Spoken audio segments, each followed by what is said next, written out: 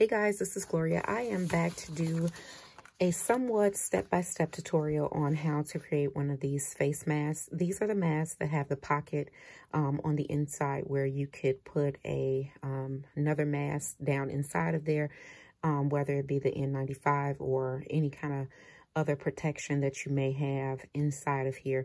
A couple people did ask for a tutorial, but like I said, the Cricut mask that you can actually download from Cricut Design Space, they have videos up right now where it's very similar to this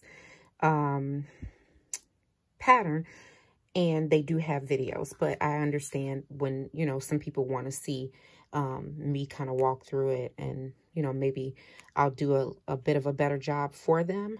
Not tooting my own horn at all, but just wanted to come on and make this video. So this is, again, the website where you can get the free face mask template. It's craftpassion.com. This one is the man version of it, and here I've cut out the teenage and women version. The one that I printed and cut out was the one with the seam allowance. I think that's easier to do than to do the one without, and the one without is just the one where it only shows the blue line on the template.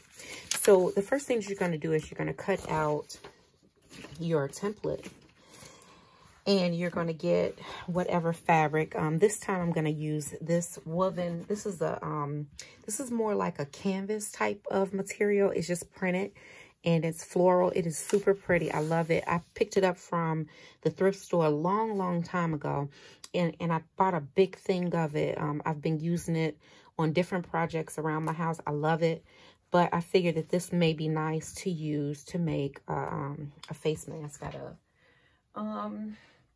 So the first thing that you're going to do is you're going to iron your fabric really well. I'm dropping things. Oh, Jesus. My stamp block. But you're going to iron your fabric really well first to start out, and you're going to flip your material to the opposite side. So let me go ahead and iron this, and I'll come back and show you how to pin your template onto your material. Okay, so I am back. I have ironed my fabric.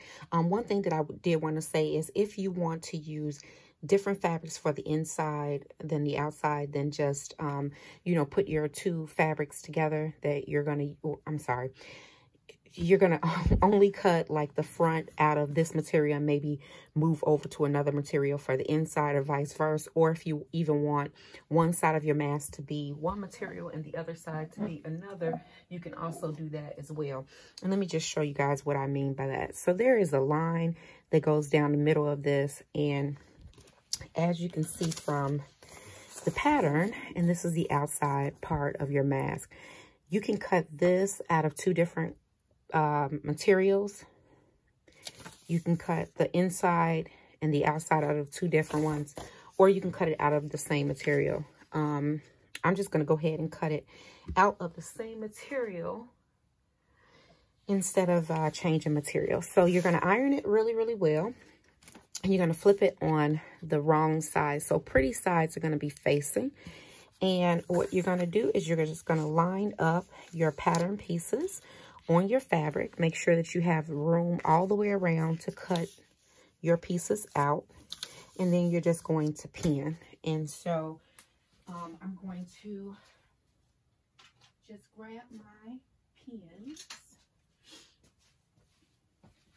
And you don't need a lot of material at all to complete this, which is great. So if you have some material sitting around, I don't even think, you know, you don't even need a fat quarter to make one. So, you know, fat quarter will go a long way in making these masks. And so I'm just lining my pins or pinning my fabric onto, well, pinning my template onto my fabric, okay? I'm going to do the same with the lining because I'm going to use the same fabric for my lining.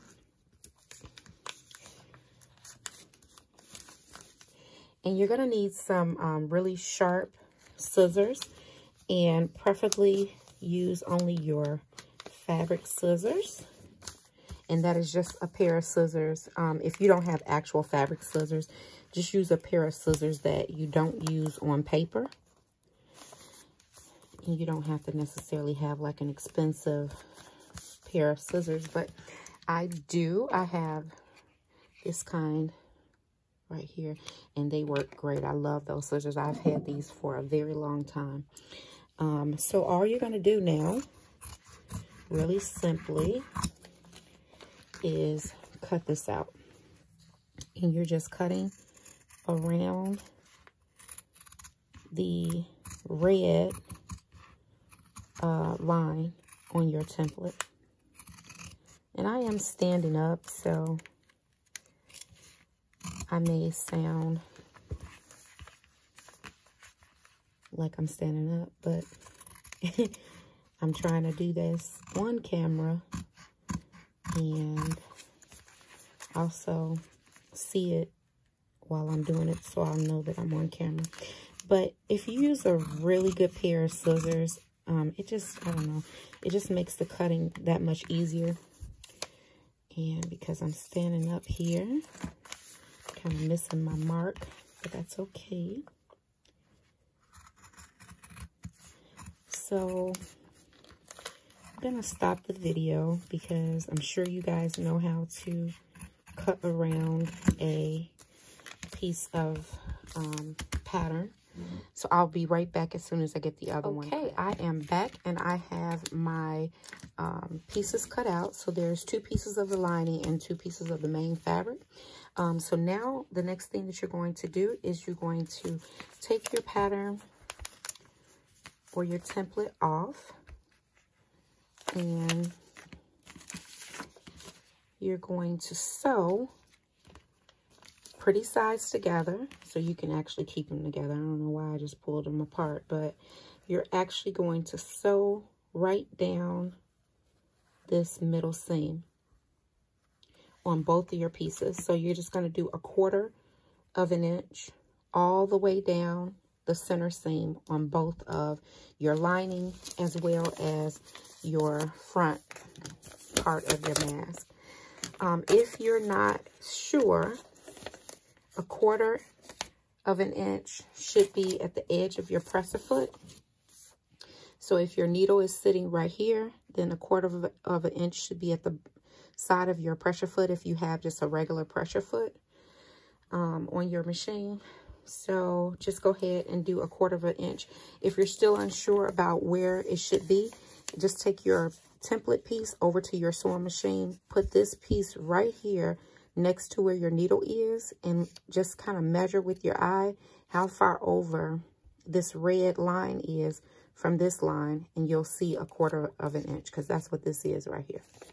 So I will be back once I sew that together. Okay, I am back, and I have sewed 1/4 of an inch all the way down on my middle pieces on both the lining as well as the outside.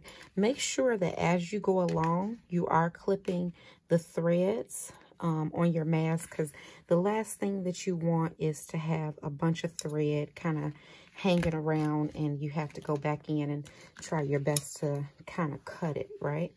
So the next thing that you're going to do once you have your pieces, you can go in to your iron, and you could either sew this flat, I'm sorry, not sew it, but iron this flat where you open up your seam, or you can do it to one side. During the Cricut tutorial, they say to do it to one side, but it is totally up to you. Lay it flat or either do it to one side. You can also clip these at this point, or you could, you know, like I said, iron it flat like that, and then you can go in and sew both of these edges down. It's going to be totally up to you. You can also do like a little zigzag stitch on there as well. This material is a little thicker than the other masks that I did, so I'm gonna kind of have to decide if this is going to be able to sit flat or if I need to sew it down to one side or what have you, but we'll see. But once you get that done, once you iron that down, you always want to iron your completed sewn, you know, edges. You always want to kind of iron that down. So let me go ahead and do that and figure out if I'm going to iron it to one side or if I'm going to iron it flat, and then we will go from there. Hey guys, so I am back. What I'm going to do to stay consistent with the other tutorials that they have out there, I am going to iron it to one side. And the reason is because there is, you know, a mask that is supposed to be able to fit down inside of here. And so I want it to be able to fit down inside without, you know, causing too much of a obstruction on the inside. So all that I'm doing here now is I'm kind of cutting out triangles along this curved edge. And the reason for this is to make sure that your mask lays as flat as possible on that, on the, you know, on the inside of your mask. So if you have pinking shears, you can definitely use your pinking shears to do that with, or you can just take notches out the way I've done here. Or you can cut slits in it. I think the other mask that I did, I kind of just cut slits in it, but just be very careful not to cut your stitch line, because then your mask will be open in that area. If you do cut your stitch line by mistake, just go back in and, you know, reinforce your stitch again.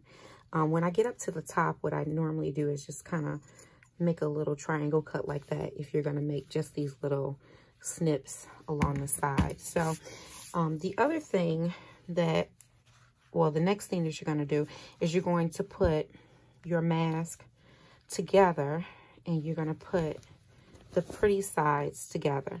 So whichever way you, I'm sorry, before you do that, you're going to sew down your sides. But whichever way you sew this center stitch down, you're going to want to make sure that you do that on both pieces going the same way. And that way you don't have, you know, one side going one way and another side going another way, because it just kind of interferes with how the mask will lay. So I'm just going to take it over to my sewing machine. You're going to sew as close to this edge as you possibly can, tacking it down to the front so that when you go to put your mask in the inside of this mask, then it doesn't catch onto this material. You're just going to kind of put it through. Okay, so I will be back after. All right, guys, so I am back. I have sewed down my middle seams on both sides, the liner as well as the top part of my mask. So the next thing that I'm going to do is I'm going to go over to my, you know, use a ruler or just go over to my sewing machine, and I'm going to fold the edges. This is the mask. I'm going to fold the edges down, and I'm just going to sew down the sides 1/4 of an inch. And you can definitely use your iron and, you know, heat set that first or iron that first, or you can use your fingers and finger press that into place. But you want to fold this edge down 1/4 of an inch. You also want to fold this edge down 1/4 of an inch, and this is the top part of your face mask. On the edges, you want to fold it down 1/4 of an inch, and you want to sew down the edges. So I will be right back as soon as I do that. All right, guys, so I am back, and as always, we're going to trim up all of the thread. Because of the way this material is, it's kind of like a woven canvas type of material. It's going to have like strings coming from it, as you can see, like right there. But, you know, just try to clean those up if you're using this type of material the best you can before proceeding to the next step, because you just want everything to be as clean as possible. But the more you handle this material, the more it wants to unravel.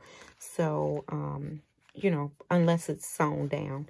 And so we're going to sew this down in our next step. But I did want to just say to make sure that you snip all of those stray threads away before putting this mask together, because you just don't want stray threads everywhere. If you have the function on your machine to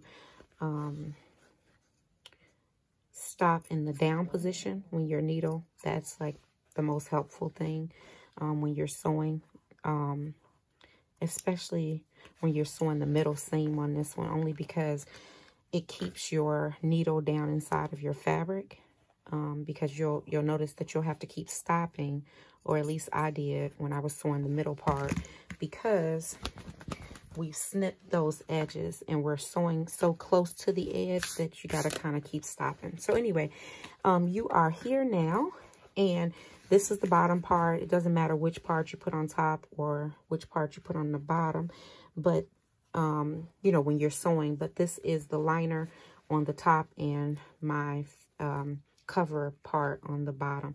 So all you want to do is you want to make sure that you line up the point. You want to make sure that lines up really well, and then go around and put your pins in the top part of the mask as well as the bottom part. And sorry if I'm not on camera, but like I said, I'm kind of standing up, and so it makes it a little bit more difficult to work. But I hope everybody is doing well, staying healthy.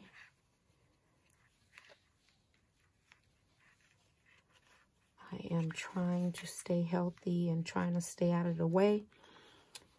And I am working from home, so that does help. But my prayers are going out to everyone affected. We are all affected by this.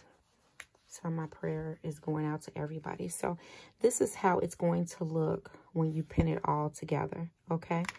And again, you don't want any of these threads hanging around. Those came off my mat down here.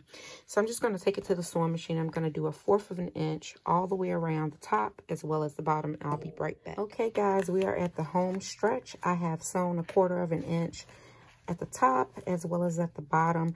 One thing I did want to point out is do not forget, when you come to this area right here, you do want to go up to where the point was and back down. I kind of missed mine this time around, but I think it's going to be okay. Because I do like that part of it, because it actually sits up well on the nose. So anyway, after you get your mask sewn, you're going to come back in with your scissors, and you're going to, again, snip your curves. This is going to allow your mask to lay flatter. Just be very careful not to cut through your stitches. And when you sew, make sure that you're always doing a back stitch to lock your stitches in place. Okay, so I'm just going to cut and snip all the way around. And I'm also going to go ahead and do it on the bottom, only because this material is a very thick material. It's not like the cotton fabric that I used the other day for the other mask that I made. So once you do that, you can go back and you could iron these open if you want, or you can just flip this to the opposite side. So you're going to reach in and you're going to turn this around, and hopefully everything lines up properly.